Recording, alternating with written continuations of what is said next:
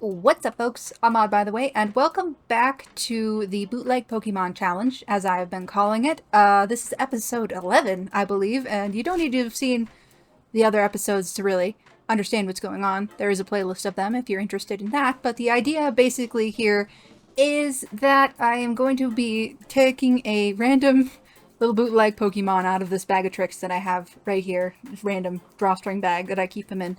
And from this random selection of bootleg Pokemon, I'm going to then either be inspired by their bootleg nature or something else regarding the Pokemon and create effectively a Pokemon OC. That's the whole kind of like vibe of the idea, but more or less unique Pokemon, usually based off of like real life traits, but not always. And generally just have a fun time talking about and drawing some Pokemon. Kind of giving the bootleg Pokemon a sort of makeover without necessarily having to mess with the figurines.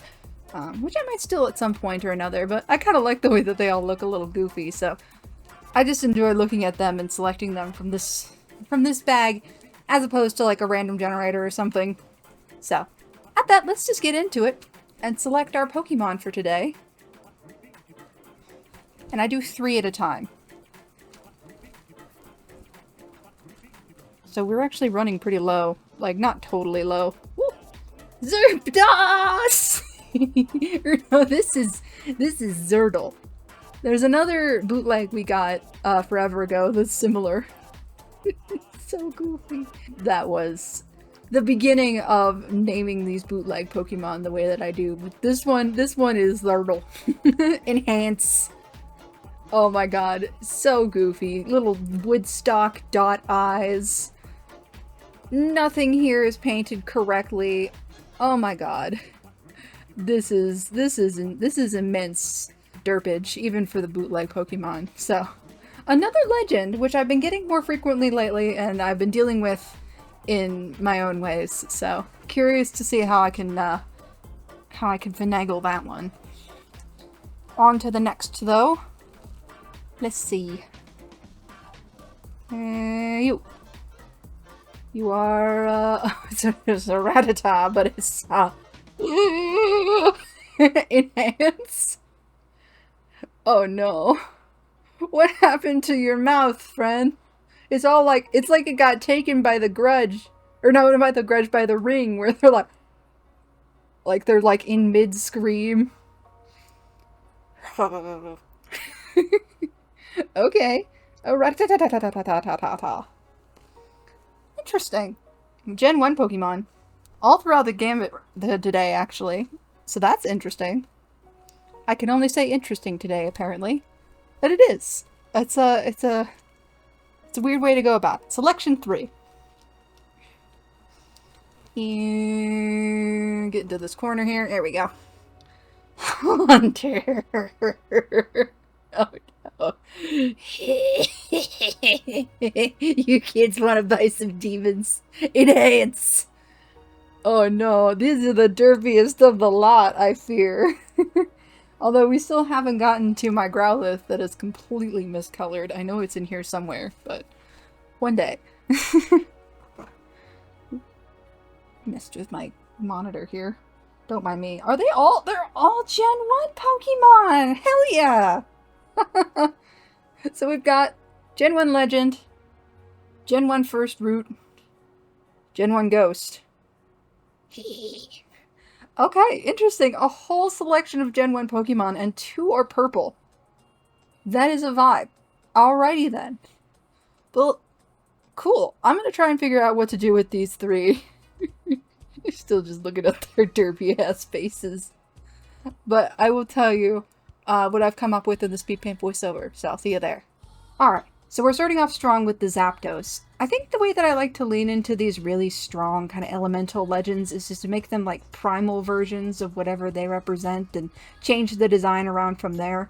I thought it would be cool to lean into more of like an electrical storm version of Zapdos, supercharged with lightning, surrounded by clouds. It's sort of like a combination between Zapdos and Altaria aesthetically. I'd imagine this is maybe what Zapdos looks like if it's been supercharged by some massive weather event. I called this variant a stormbringer Zapdos and named them Zeus. I mean, I feel like for pretty obvious reasons. Thor didn't really feel like it would fit either, so one lightning god, right? This is another instance where I feel like this variant could be a sort of past Titan, maybe Legends vibes, when Pokemon and humans weren't quite chill yet, and maybe the legendaries acted more like straight-up deities. I also made it blue because, like many legends, I find the shiny lacking, and I think an electric blue would fit it better.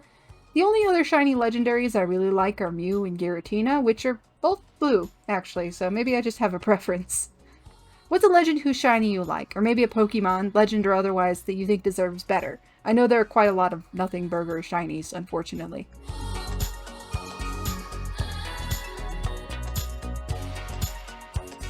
Next up, and note that these Pokemon are rarely to scale, okay, unless you want them to be, but we have the Rattata. Rattata? But I imagine them overall to be, like, more rat-sized? Or maybe just the size of a cat or a small dog, like in the anime. Definitely way smaller than Zapdos, but because I draw all of these together, proportions can get a little bit wonky, and you wind up with a giant rat and a tiny legendary to make up for canvas size. Anyway, the obvious choice for me here was to do a domestic Rattata. Rattata. I can't say that right. I've owned rats before, and I love the silly big-eared Dumbo rat. I think they're super cute. In this instance, I just went for massive ears, like head-sized ears, to push that proportion and make it more stylized.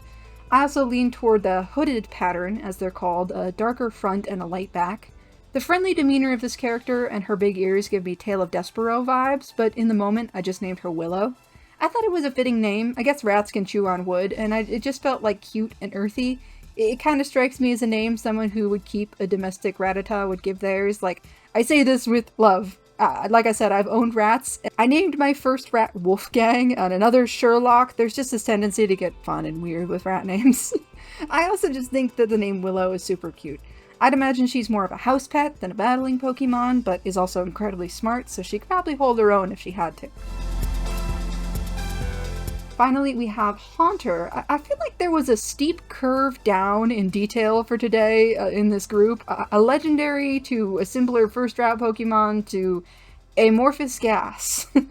I did still play around with concepts and thought a swamp gas Haunter would be cool. Instead of being a spirit emanating from smog, this Haunter is a bit older and far more wild. A lot of Pokemon, especially ghost Pokemon, come with stories of lost souls in the wilderness, and I imagine this Haunter is no different. Although I feel like there's some implication of foul play. Lots of bodies are left to sink into swamps, and they're rarely recovered. So I'd imagine this Haunter is less playful and way more malevolent, or maybe just at the very least sad. I made it crying and removed the mouth for this purpose, as well as making it look even more hazy. Swamp gas is known to cause tricks in the light, so I'd imagine this Haunter might get people turned around in their swamps, make them see things, and nobody really knows if the Pokemon is really real or just a vision that they had in the swamp. I named him Mort, which also I feel like kind of suits the doppelganger aspect of Gengar, if it ever were to evolve, with that nice, like, fairy connection to the moors. And it also is just a synonym for swamp. But those are my Pokemon for this week. Another kind of weird assortment, all Gen 1 though, but I think those are the best represented in the collection of figurines that I got. They are in most merch anyway. Definitely a weird time dichotomy between drawings as well. The Pokemon designs are always my fastest because they have such prominent designs already and references, but the more simplistic ones take even less time. I also feel like that I basically designed almost two like Legends-like variants with more of a wild vibe and then did the exact opposite to Rattata. Let me know what you think and which one is your favorite. You can always subscribe to catch more fun art challenges I do like this in the future. It's not always Pokemon, but I have a feeling that you'll like it if you're already here. I post at least once a week on Speed Paint Saturday, and I have another bigger project I've been slowly but surely working on that should be really fun too. Don't quite know when that's coming out yet. Maybe next week. We will have to see. At that though, I'll leave this here, and I'll see y'all next time.